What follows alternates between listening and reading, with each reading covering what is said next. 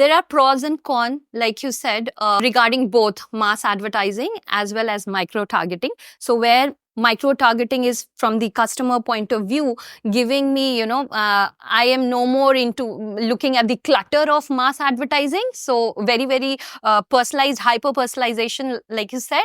And I am looking at ads only which I'm interested in, or maybe I will purchase because they have access of all, my browsing history, my all the what purchases I have done. So obviously, from the data perspective, FANG or all the big companies, they have better opportunities and access and resources to execute it. But having been said that, I think there is one aspect. So one was where from the customer perspective, that, and from ROAS, like you have to spend little, like you said, influencer marketing, right? You can actually see if she puts a link there that, okay. They are as cheap as you believe. They are very. Yeah, no. So because you can actually see, affiliate marketing, you give a link and how much purchases have happened using that particular link, right? So the monitoring is better. Mass marketing, again, like we discussed earlier, right?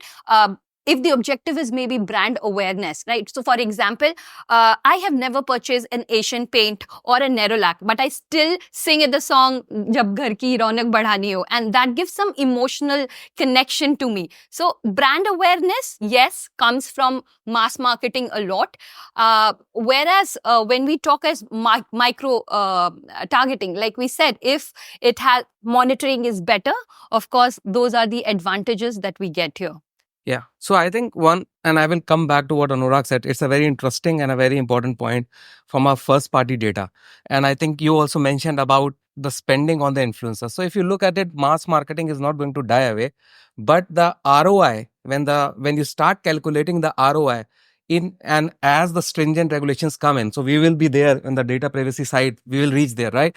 So acquiring data and then taking care of the liability of the data, then taking care of the infrastructure and the skills to do that target marketing campaigns. If you're reliant on the agencies, then definitely that's so the ROI of doing a targeted campaign will actually then start surpassing the return you get out of doing a mass media campaign, because it's as we get into very hyper targeting all of these aspects, which in a traditional marketing scenario we have not taken care of. We have never worried about the data privacy, invasiveness of our campaigns, right? There's a bit of a liability issue there as well. But I think with all these things and getting access to the right data at the right price point, at the right time, if you're in a mall and you suddenly get a Starbucks message that we are offering 20% discount right at the corner, you will be feel good about it. But second, you will start feeling that, oh, this is becoming too invasive. Like that brand knows I am in the vicinity of their one of the outlets. So I think that is going to become that crossover between whether the ROI of one versus the other or a hybrid. When does it start exceeding the comfort level of the marketers and the comfort level of the recipient in terms of the invasiveness part? And I think that segmentation will continue, like what we're seeing today as well, that you've got certain people on the digital side of it, some people on the print side of it, hybrid, everything on it. And similar way, I think this segmentation will continue, that, there are certain people who would say that, that if you trust the brand and trust the app from that brand, then you may just want to allow, let's say, largely blanket permissions, or let's say more filtered information as well on that, because you are wanting that kind of content to come to you. Like, all of us majority of us would subscribe to newspaper apps as well, right? I mean, there are several things that you have to decide, that you want this, you don't want this, right? Now, if I decide on those 30 out of 100 things, then I'm sure that I'm not missing out on those 30 which I'm interested in. Of course, there is a choice that I've made, so now there are other 70 things maybe I'm not be getting as well. So I may get biased over a period of time. But those 30 things which I want certainly have been chosen now. So those are choices as a consumer that one has made. The second would be the ones, wherein, like I was saying, that the large brand, if there's an app for them or there's a approach from them, then you may say that, if I trust that brand, then you may say that, I would want to give more permissions to this brand because they personalize things for me. If there's a new outfit which comes in, maybe they struggle for some time. So I think the first party data would become more and more enriched, because even in that environment, because you'll be sure about the fact that they'll take care of the data, because they of course go through the requirements of how the licensing will work, how the storage will work as well. For the new apps, probably the third party data one is the one which will get more and more difficult, because right now they do it without that much of cost incur, and that's why they are able to give it at a more lower cost as well. So for them, the environment will get more stricter, and they'll be able to, let's say, make it lesser affordable, for people going forward there. I think an additional point I'll add is, even with first party data, to what you're saying and the question you asked around, in that world, how do you navigate in some ways? I think so what we've seen working with some of the FMCG companies trying to do this is that you have to set up a value exchange with the consumer, right? You have to be able to provide something of value for the consumer to give you his data of why they will exchange that with you, right? And if you put up a good value exchange and the consumer sees is around that, they're absolutely willing to share. And the cost per collection for enriched data has actually does come down fairly significantly if you're able to set up good value exchanges. And companies like a Mondelez, for example, they've done a fantastic job setting up some of the value exchange, because unlike a bank or a telecom company app where you have interactions at least on a digital medium, with a consumer company, with an FMCG kind of company, let me say, not consumer companies, because retailers of course have that access, but consumer companies don't necessarily have direct conversation, right? So you're buying through a channel that's an indirect channel a lot of times, so you have to set up a value exchange of your own and link that out. So I think that value will be very, very worthwhile. And by your point completely on the change of India, of course, absolutely, and therefore how you think about marketing itself, doing it is any of these mediums will need to account for that. It is, I think, the change of India. And some of this is fairly unique, even for urban India. So I recently started using Healthify, which is an app for, and it's actually very fabulous. And around 1 month back, I saw an API integration of Healthify to Zomato. What it does, once you make an order on Zomato, that data gets fetched into Healthify, and it immediately flashes what you have eaten and is good and healthy from your profile or not, and immediately make an alternative that what you should be eating. And next time, now when I open Zomato, what comes on my screen first is the healthy food option.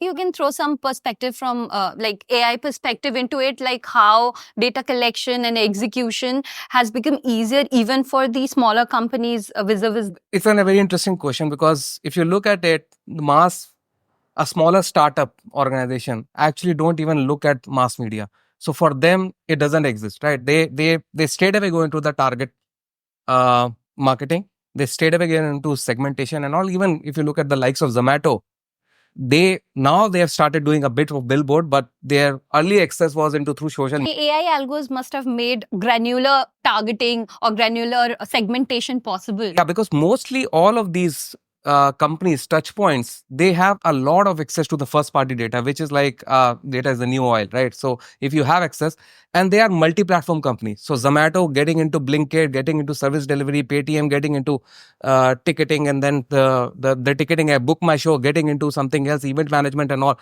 So the ecosystem is driven by the amount of data and the access to the data they have and the analytics they are able to carry. And one challenge which I see with the traditional companies is it is very difficult for your brand manager to know the influencer marketing, right? Tomorrow, your ask will be to go and get the data scientists and the data analytics and then build over generative AI video campaigns. Look, the profile of the brand manager and the amount of skills they need to acquire is changing drastically. AI actually made it easy. During the IPL, I remember Hrithik Roshan's Zomato collaboration, where only once he had to give that shot, and then in every regional partner was benefiting. Cadbury's did the same, do the Diwali campaign, right? You can have it advertise the local retailers. You have to just feed in and it would run those local retailers' name on that campaign. We are very young. We are the 4-year-old company, but we are 275 people team on data analytics plus technology side. And I give this exercise to everyone. I would urge all of you to also use it. I think people are still not using the subscription version of ChatGPT. Then we are. You are? Okay. So I give this example that please list out all faults of your spouses. All false. Whatever you find, you think it's bad about him or her, Okay. and then you write on chat GPT, I don't like this about my husband, but I want to still write a love letter to him. And then, obviously in 2 seconds it will come back. And I guarantee you that if that letter would, mention about all of that fault, but when it would be delivered to him or her, she would really like it. I tell this to young students actually to ever try it. So is the flip side, with so much technology is coming in, I lose the authenticity. And I start doubting each and every message coming my way. Whether you know me or not, you don't know me. Is some robot sitting there applying some algorithm. Datas are already in silos. You don't know the whole of me. And you're throwing and bombarding me with so much of reels, so much of stuff. So I, as a consumer, one segment of the consumer is drifting away from digital. I don't want to be spending my time. And to that extent, again, that's why the conceptually target marketing is the right one. But the way to approach, again, will be evolving further. Is, of course, no brainer that you have to be more sharp in your segmenting. But the authenticity part is really comes in my mind as a consumer that, hey, by the way, you're just coming to me with so much thing. How you got my data, how you stole my data from other channels, and you're not your real self. You are some machine. And even in that example is a good example of nowadays people have stopped trusting the messages. My mom-in-law, who is 77 years old, she wrote on a WhatsApp message. Typically, you write happy birthday, Vishal ji. That day she wrote 4-liner message and I replied to her, Mummy, kya hua? Is it ChatGPT? So she said yes. She said yes. So then, is it you? So you stop trusting the exactly the flip side of technology, right? So, Okay, so due to paucity of time, we'll move towards the last section. So I would just want to understand. So we talked about a lot of pros and cons and when to use, how to go about it. I would want to understand, is there a proportion as to for a company how much to spend on say mass advertising and how much to spend on micro targeting? Is there a proportion or how to go about it? Just the last segment and then we can wrap this up. Quickly, it depends upon size, kind of impact, and the kind of ROI you want to generate. So if you're Tesla and launching in India, big brand mass advertising would work, right? Supported by, product. But if you're a BYD, you are smart. Not everybody is going to buy a Tesla, right? So doesn't it make sense? It's a trust. If you want to really create trust in large segment of the society, you would like to do that. But early stage companies, and if you want to get high ROIs on your spend, you'll start with micro marketing and gradually with your size, you will move because many people. So it depends upon the life cycle and method of mass advertising. May not be conventional mass media. There are alternative methods of mass advertising which has come into the play, which people are missing and they have to adapt to that.